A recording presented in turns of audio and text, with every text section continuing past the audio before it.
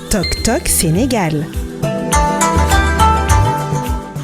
Nous allons partager avec vous et M. Mamadou Ndiaye. M. Mamadou Ndiaye, directeur de emedia.sn, M.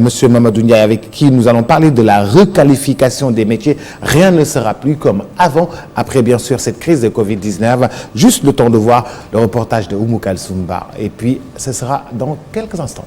Toc Toc Sénégal.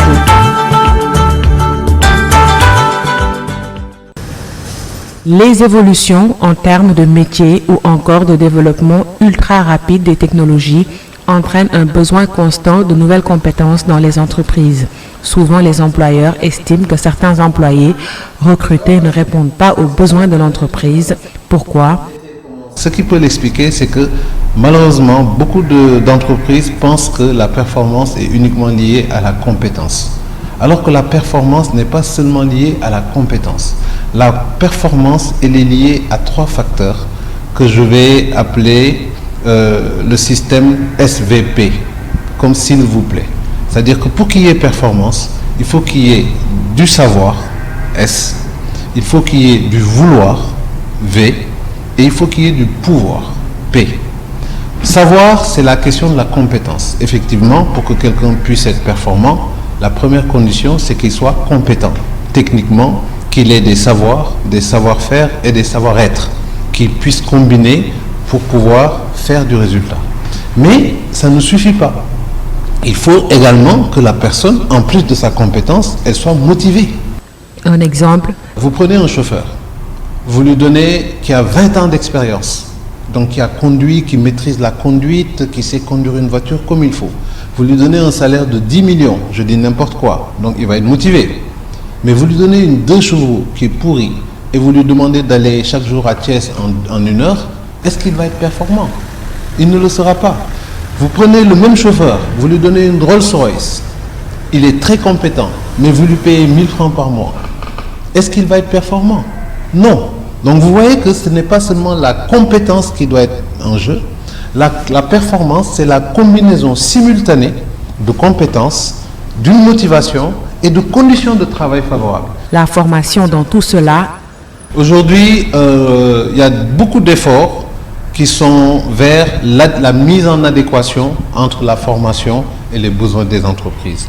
Et c'est vrai que, notamment les écoles de commerce, les écoles de gestion font de plus en plus d'efforts. Et même l'université, elle est en train de créer des modules pour se rapprocher davantage des réalités de l'entreprise. C'est ce qui fait qu'on voit des formations de plus en plus professionnelles ou des formations qui font des alternances entre les études et des immersions en entreprise.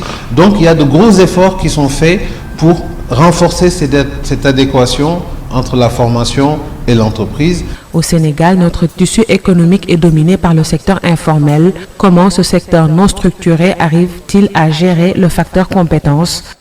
L'une des chances qu'ont les entreprises informelles, c'est leur agilité. C'est-à-dire que quand vous regardez par exemple dans l'informel, ça joue beaucoup sur la relation affective. Les gens qui sont dans l'informel s'entourent de leur famille. Donc cette dimension affective-là fait que l'agent qui est recruté dans un système informel, déjà en termes de motivation, ce n'est pas la même chose que l'agent qui rentre dans une entreprise classique. Il est plus motivé parce que c'est un membre de sa famille qui l'invite à ce projet-là. Il a plus d'autonomie, il a les moyens de faire beaucoup plus de choses. Et puis il y a des systèmes d'apprentissage informels qui sont mis en place, qui font que, aujourd'hui, je pense que les sociétés informelles développent plus d'agilité.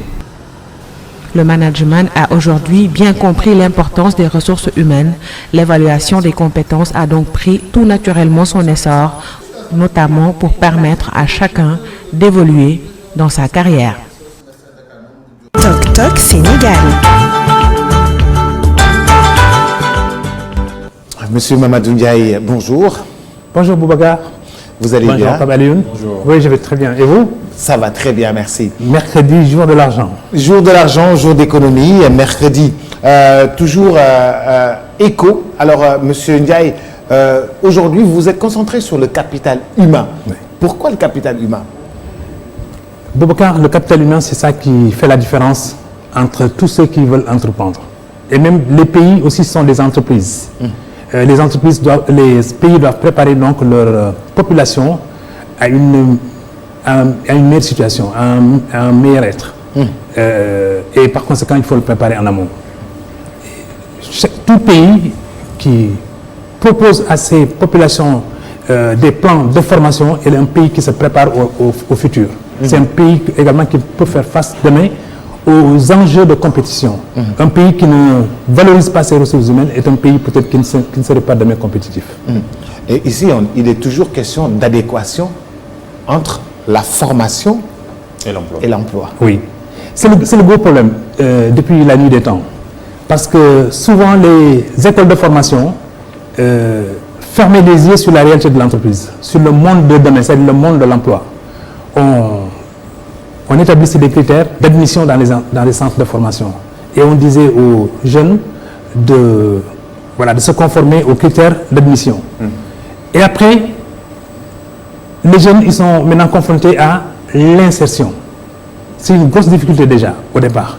Parce que souvent aussi, l'entreprise n'a pas été écoutée sur la façon dont elle peut absorber les ressources issues des centres de formation. Donc il y a un problème. Le problème, c'est parce qu'effectivement, le centre de formation en amont et l'entreprise en aval n'ont pas eu à discuter d'abord, dès le départ, pour au moins qu'on cherche quelles sont les qualifications dont a besoin l'entreprise. Mais en même temps aussi, quelles sont les dispositions que prennent les instituts de formation pour mettre sur le marché des produits qualifiés, autrement dit des produits prêts à l'emploi. Oui. Et donc, il faut changer les canaux classiques de la formation parce que, comme moi, comme beaucoup d'ailleurs, ce qui s'apprend à l'intérieur des classes est totalement différent de ce que l'on trouve sur le terrain. Pourquoi ce hiatus? Et ce hiatus-là est toujours là.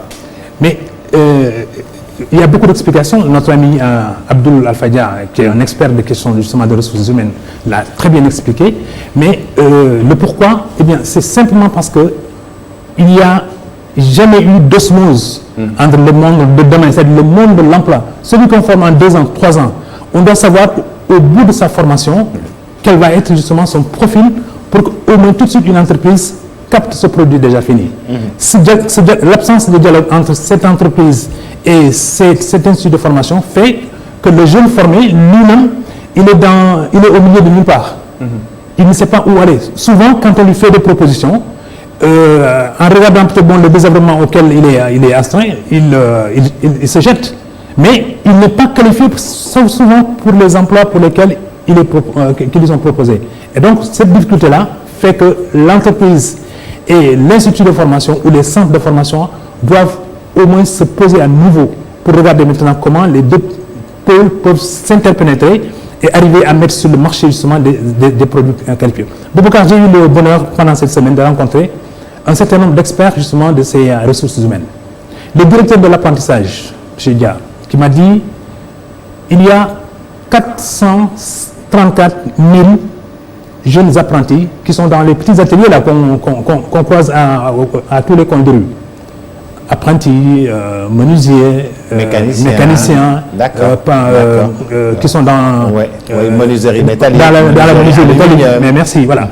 Donc, ils ont recensé 450 000 jeunes qui y sont.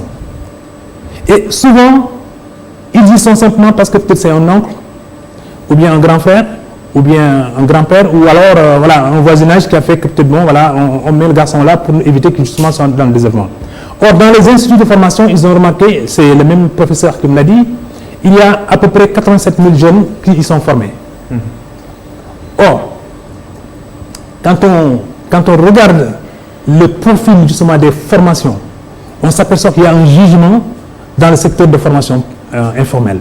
Ces 487 000 jeunes, quand on requalifie ce qu'ils sont en train de faire, c'est-à-dire ajuster un boulon, serrer une vis, ou bien peut-être permettre à la machine, de refonctionner. En fait, ça c'est un parcours au bout duquel, normalement, le jeune qui a 5 ans, 7 ans, devrait pouvoir au moins valoriser sa formation et prétendre à autre chose dans la vie. Et ça suppose que les instituts formels de formation, ou bien peut-être l'État lui-même, arrivent à se dire, mais ces 487 000 jeunes, si je leur donne un parcours valorisé, ils peuvent se présenter aux entreprises et peut-être même les entreprises viendront les prendre parce qu'au moins ils ont la qualification. Ensuite, maintenant, ils se sont perfectionnés. Et puis maintenant, ils ont au moins une certification qui atteste qu'ils ont de la qualification et de la formation Donc, ils peuvent prétendre au marché de l'emploi. Vous dites quelque part, rien ne sera plus comme avant, une fois le coronavirus vaincu. Le capital humain sera au cœur des préoccupations des dirigeants soucieux de retrouver très vite des niveaux de performance pour bâtir des prospérités de demain. Boubacar, on ne sait pas trop comment on est entré dans la crise sanitaire du coronavirus, mais on sait moins encore comment on devrait s'en sortir. Mais ça ne nous excuse pas. Nous devrions nous poser des questions par rapport à comment sortir de la crise. Et c'est dans la crise qu'il faut penser effectivement à comment sortir de la crise. Si on attend la fin de la crise, d'autant qu'on ne sait pas quand est-ce que